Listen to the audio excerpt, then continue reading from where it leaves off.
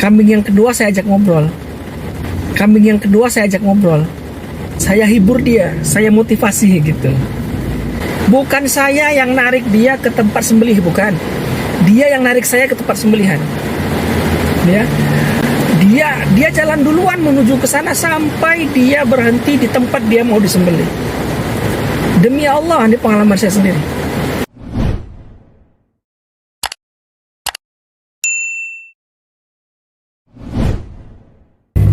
Bismillahirrahmanirrahim. Assalamualaikum warahmatullahi wabarakatuh. Alhamdulillah wassalatu wassalamu ala Rasulillah wa ala alihi wa ashabihi wa mawalah wa ba'd. Kalau kita perhatikan di setiap momen Idul Adha, ya, Hari Raya Kurban, itu biasanya ada keadaan-keadaan ya di mana panitia itu kesulitan ya mengendalikan hewan kurban. Apalagi kalau yang besar-besar ya. Kadang-kadang kita lihat ada video yang hewan kurbannya ngamuk ya. Hewan kurbannya kabur, macam-macam lah ya. Kalau saya perhatikan salah satu ya penyebabnya itu karena kita kurang menjalankan adab dalam proses menyembelih hewan.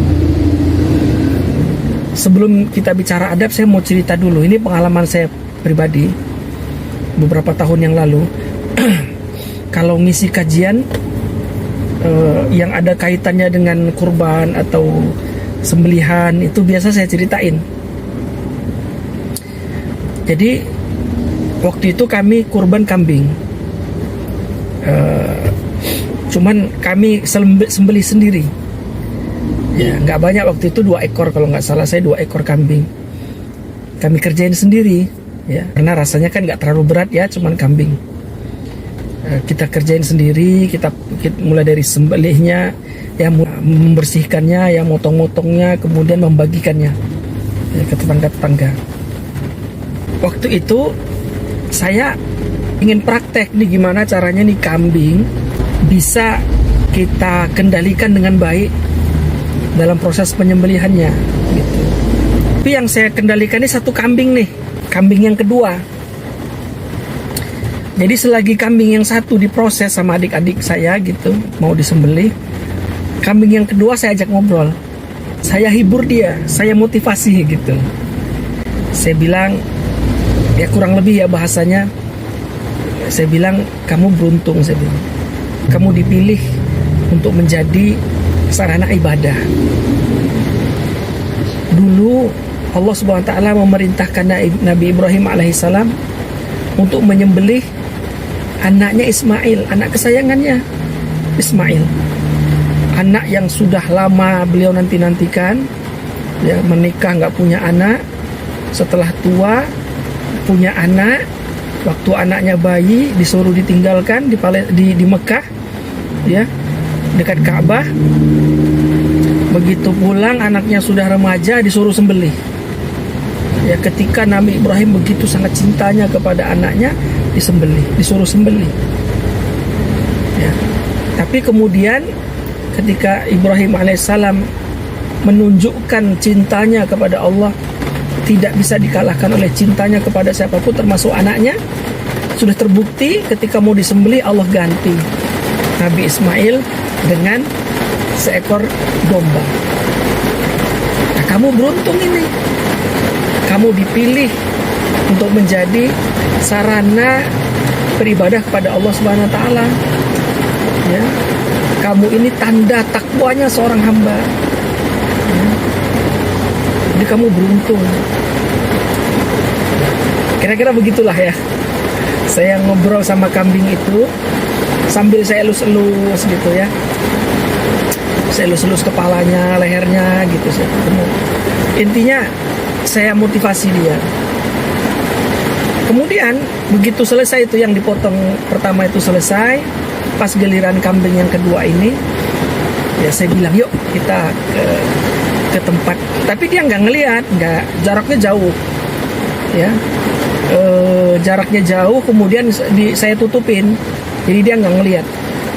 Ya, begitu selesai, ya tempat penyembelihannya udah dibersihin ya, nggak ada sisa darah kecuali di dalam lubang ya. Terus saya bilang, yuk sekarang giliran kamu gitu. Demi Allah ini saya ngalamin sendiri ya. Saya nggak buat-buat cerita ini. Saya lepas tali ya, dia kan dipakein tali di pohon. Saya lepas tali itu dia udah mau jalan. Saya nggak tahu awalnya dia mau jalan kemana gitu. Saya kira mau lari atau mau gimana ya. Saya jalan, saya ikutin dia jalan. Bukan saya yang narik dia ke tempat sembelih, bukan.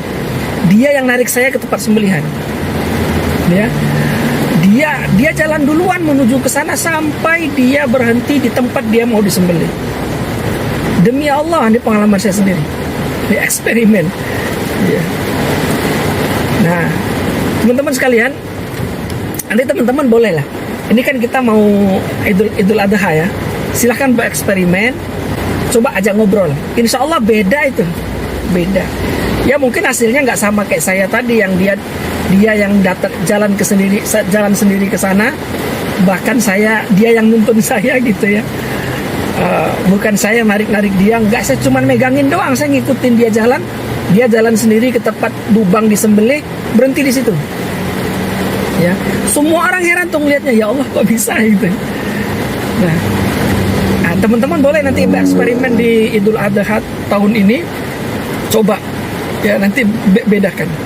Nah, teman-teman sekalian mulakan Allah SWT, ada adab yang sering diabaikan oleh para panitia. Nah, mudah-mudahan dengan video ini, saya ingin video ini memberikan pencerahan kepada kita ya tentang adab-adab ini. Adab yang sering dilanggar itu kita menyembelih hewan kurban di depan hewan-hewan yang lainnya. Nah, ini nggak boleh ya. Satu ketika Nabi pernah melihat sahabat itu mengasah pisaunya di depan di depan untanya yang mau disembelih. Kata Nabi SAW, apa kamu mau membunuh hewan ini 2 kali? Perhatikan nih kalimat Nabi. Apakah kamu mau membunuh hewan ini 2 kali? Ya. Jadi kita mengasah pisau yang mau kita gunakan untuk menyembelih dia. Kita mengasah pisau di depan dia, di hadapan dia. Itu Nabi sebut membunuhnya 2 kali. Seakan-akan sakitnya melihat kita mengasah pisau itu sama dengan sakit nanti akan dia rasakan ketika dia disembelih. Subhanallah. Ini adab ini. Baik, lihat bagaimana Nabi SAW mengajarkan kita adab. Hatta kepada binatang yang mau disembelih, adab. Itulah kenapa Allah mengatakan, ya Nabi SAW itu rahmatan lil alamin. Ya, Nabi itu rahmat bahkan bagi hewan yang mau disembelih. Subhanallah. Maka teman-teman sekalian, terutama para panitia kurban, pengurus masjid ya, siapa saja yang bertugas menyembelih, jaga adab ini, jaga adab ini. Ya, di antara adabnya yang pertama, pisaunya harus tajam. Ya, harus tajam. Setajam-tajamnya. Ya, agar dia ya, bahkan sebenarnya sekali aja kan. Sekali aja, jangan ya. Dulu waktu saya kecil-kecil tuh ngelihat orang nyembelih kurban itu ya, nariknya beberapa kali. Ya, sebenarnya sekali aja ya. Gitu. Nah, ini pertama perlu pisau atau pedang atau parang yang tajam, sangat tajam, sehingga sekali tarik selesai. Yang kedua ya dia harus paham penyembelih ini di titik mana, di bagian mana harus disembelih, nggak boleh sembarangan. Ya, ini terkait ya, bagian disembelih itu terkait dengan satu cepatnya atau mudahnya hewan kurban itu disembelih, ya cepat dia prosesnya. Ya, yang kedua halalnya, ya kan, terkait dengan kehalalannya. Kemudian adab yang berikutnya itu tadi, jadi jangan sampai dia melihat kita mengasah pisau aja nggak boleh.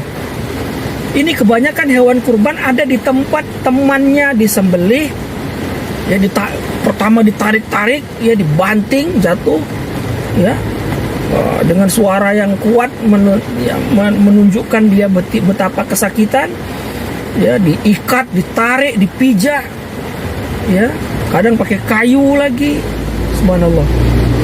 Kemudian disembelih di depan hewan kurban yang lainnya. 20 kita sembelih, bayangkan kerbau yang ke-20. Dia melihat 19 temannya diperlakukan seperti itu di depan matanya. Berapa kali kita bunuh dia itu? 20 kali. Iya kan? Dipotong-potong, dikulitin, kan biasanya dikulitin di tempat dia dipotong tuh. Dipotongnya di situ juga supaya ngangkatnya nggak berat kan, dipotong-potong di situ. Hewan kurban ngeliatin. Ya Allah.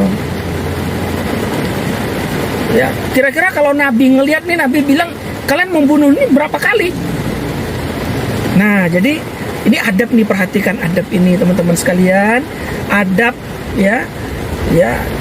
Kalau kita beradab, kita membawa rahmat. Adab yang diajarkan Nabi, rahmat bagi semuanya, bagi semesta, termasuk bagi hewan-hewan, ya. Nah, semoga Allah SWT memberikan petunjuk kepada kita, ilmu kepada kita, kemudahan. Semoga bermanfaat, dan mohon untuk bantu menyebarkan video ini. Semoga semakin luas memberikan manfaat bagi umat, ya. Terutama tema kita sekarang, adab dalam menyembelih. Semoga hewan-hewan kurban merasakan rahmatnya adab Islam itu. Jangan lupa subscribe, like, and share. Semoga bermanfaat. Afan minkum.